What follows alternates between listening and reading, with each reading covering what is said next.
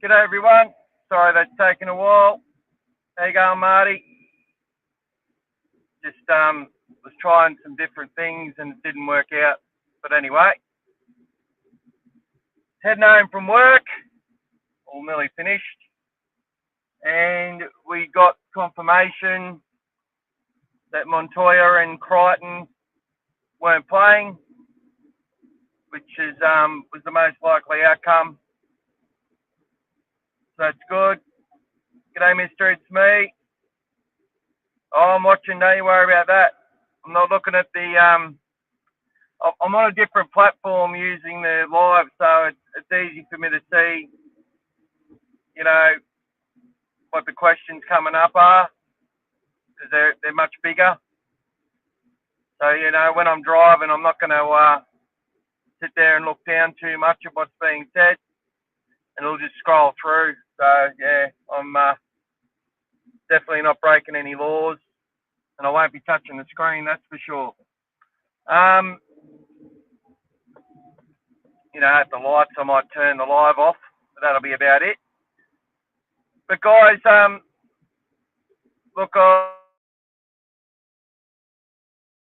going to start.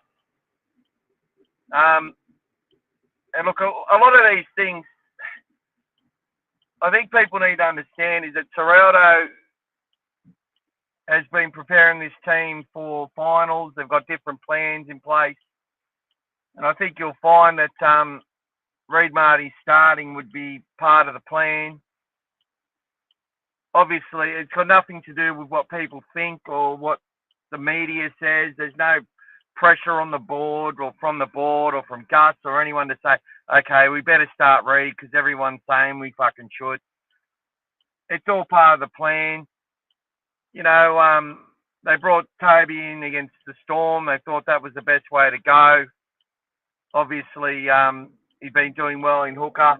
He's been tackling well all year. His reads haven't been the best, but his tackles have been good, using the shoulder and whatever else. G'day, Tony the Fifth. The back line is, obviously, it's Tracy. Carraz is on the right wing. Burton, Cherry's on the right centre. Although he'll be number 3. The numbers don't matter. It's just where they play. Burton will be number 4, but he'll be left centre. And Rinikama, number 5, will be left wing. Obviously, Galvin and Sexton to start in the halves. Now, look, I thought they could bring in Marnie to start, and they might even move a Bailey Hayward out into the 5'8" position. But probably just one move too many. They can all handle it. If whatever they've been practicing for all week is exactly where they're going to run out.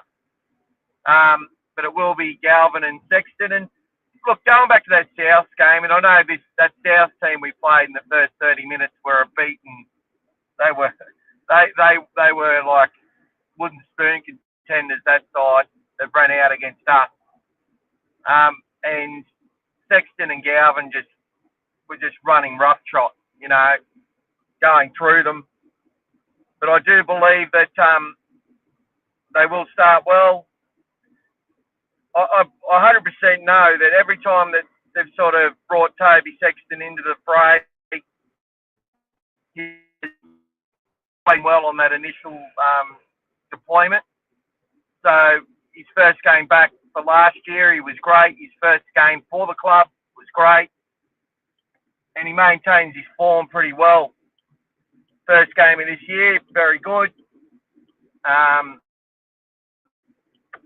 And there you go. So, look, I also think the same will be said for Reid Marty. I thought they could start Reid or Turpin. But Reid's been sticking.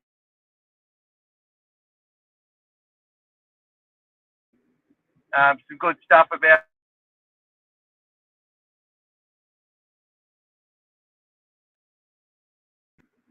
I'm back.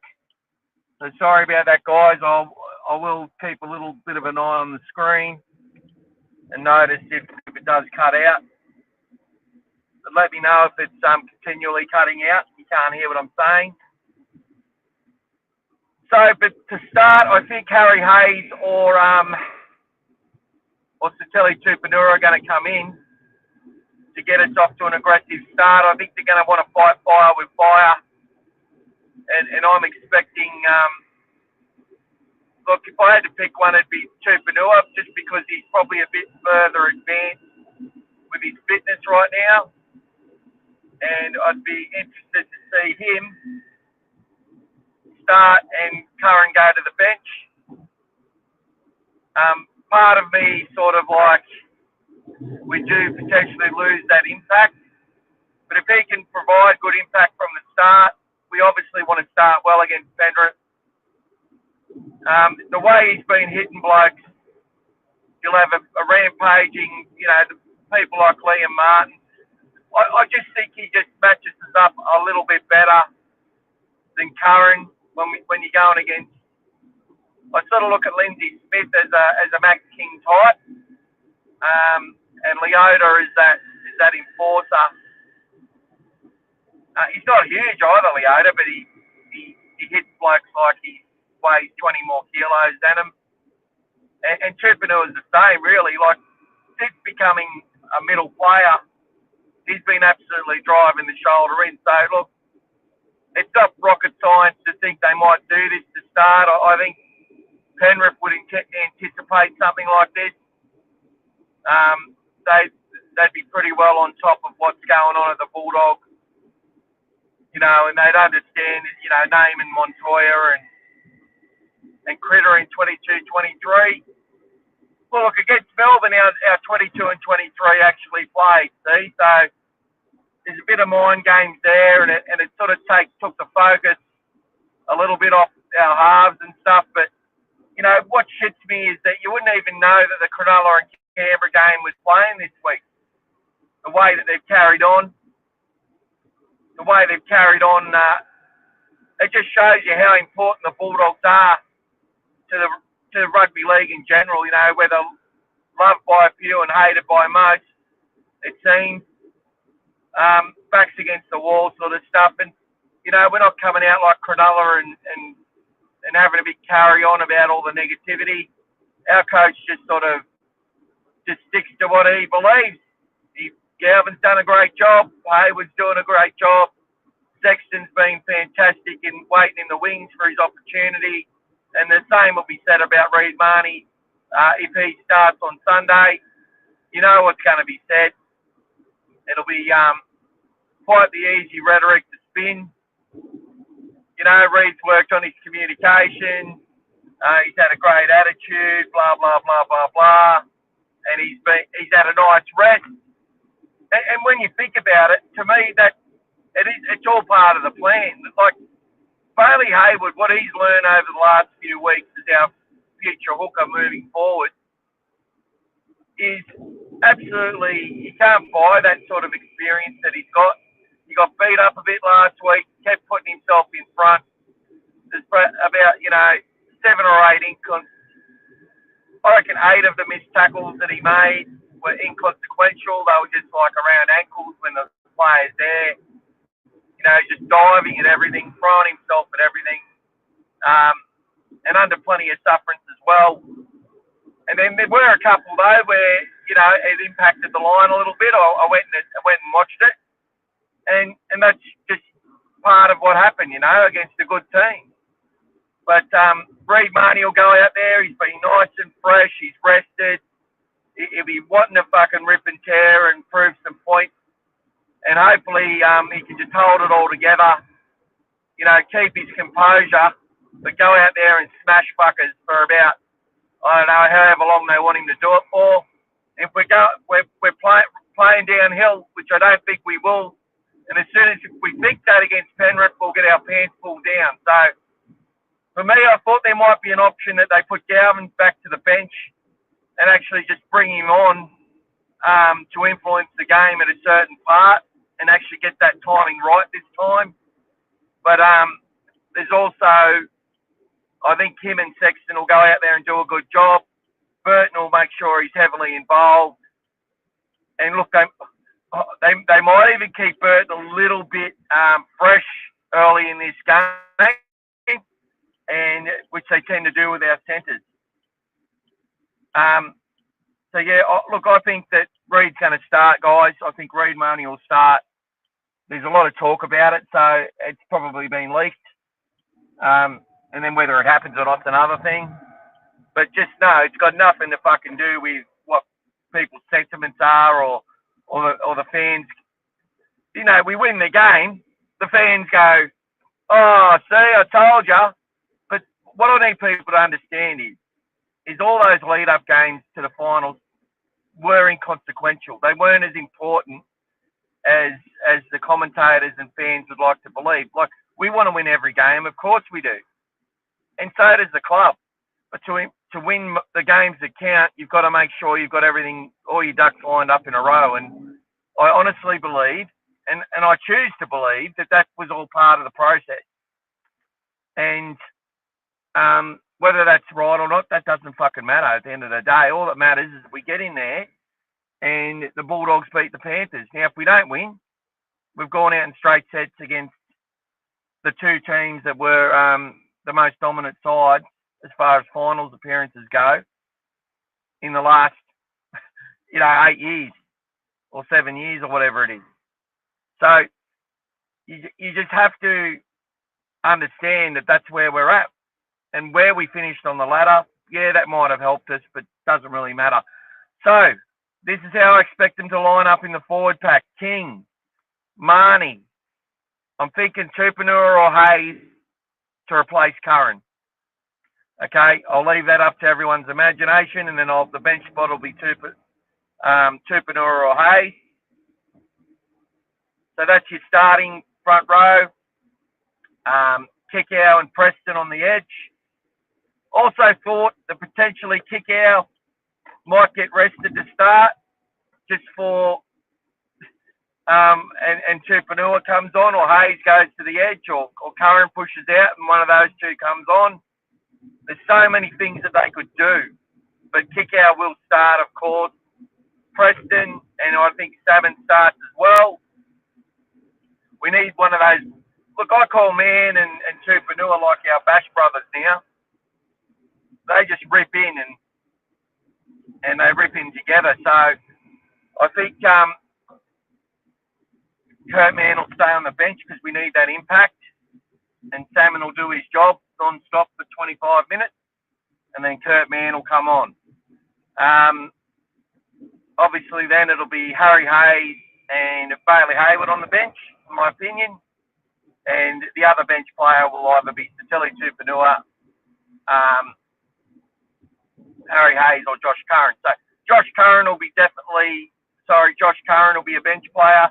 Hayward will be a bench player. Sorry for all the mistakes. Kurt Mann, and the last one will either be Hayes or Tupanua. So I expect one of those two to start, and I think Curran's going to come off the bench. I feel a bit sorry for Curran in a way. The last 2 weeks, I think he's been primed to go as a middle forward. He's had to sort of move to the edge quickly in matches, and that's made it a little bit disjointed. But I think they've done a wonderful job in that game. And even the Sharks game, that ball was in play for quite a while.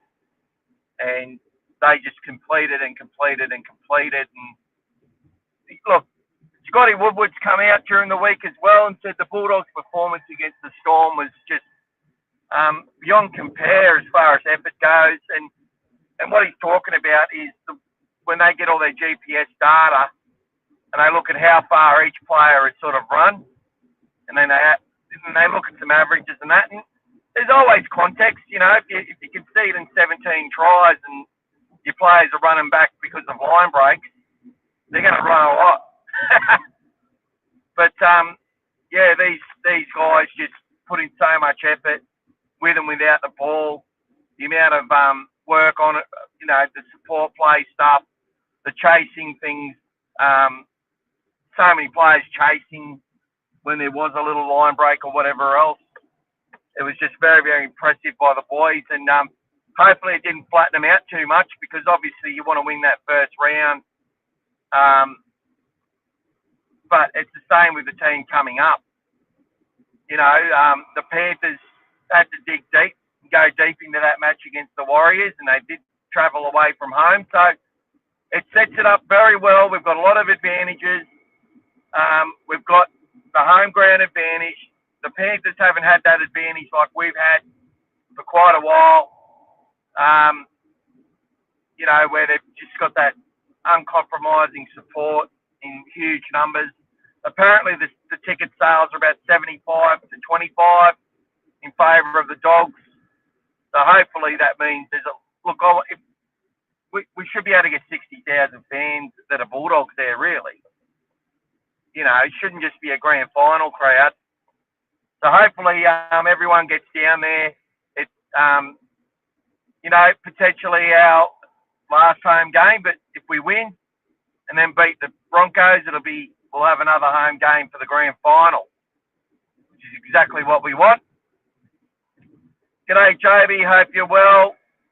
So if you just got here, I think Reid Marnie starts. A lot of people are saying it, and I have to agree. I agree with the reasons for it. As I said, this is not a reaction, a knee-jerk reaction from the club. Nothing they've done has ever been that. It's all about getting the best possible team on the park and getting ourselves ready for finals, and also keeping the future in mind. Like, it's all playing its part, and the Bulldogs will start Reid Marnie to go out there and, he's had a really good rest, a good freshen up, and you've got to also understand, and Serraldo knows this better than anyone.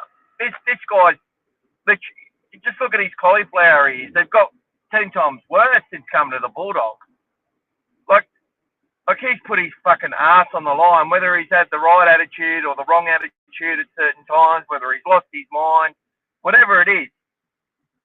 You can't deny, and I've always said why I've loved this guy is because no matter what's happened or what the club's done or what he's done or what his manager's done, he's put his ass on the line for this team. He's had a nice little freshen up. He'll have the motivation and burning heart and the burning desire to go out there and fucking prove to those blokes that he's bled with the last 2.5, 3 years. 3 years, basically. And he's, he wants to leave a legacy on this club. And I'm sure he has, and I'm sure he'll make it even better. And Bailey Hayward just come on and do his thing and not have that, and maybe it all just works out perfectly. And I think that's what will happen. I think that's what the Bulldogs are going to be aiming for. I think that's what the plan's been all along, to give these guys a freshen up. They would have known that, obviously, if Hayward and Galvin were just getting everything their own way in these big games and we just went to that next level, well, of course they keep it the same. But they would have known that there was a huge chance that these youngsters were going to have their moments. But I feel that Galvin's just done a role pretty well most of the time. There's been a couple of shit passes here and there, and a couple of times he's been bumped off in defence, which I said was going to happen from day one. But at the end of the day, he's done a good job, and I think Toby gets to come in and just go out there and fucking play rugby league against the best halfback in the world and against the best team that the NRL's ever seen in this type of era. That's the opportunity they've got, and there's no better motivation than that. And our fans have got to give it to them and need to keep going the whole way. So there's the changes. I think Marnie's coming in. Obviously, Critter was never playing. Marcello was a better chance of playing, but still way too early. I think Marcello would line up next week if we make the prelim.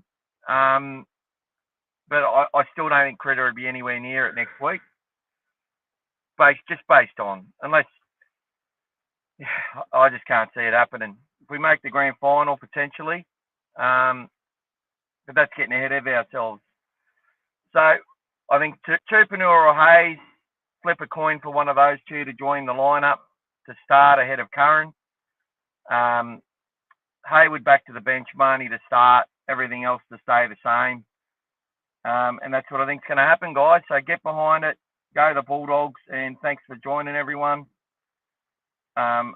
Much appreciated. Yeah.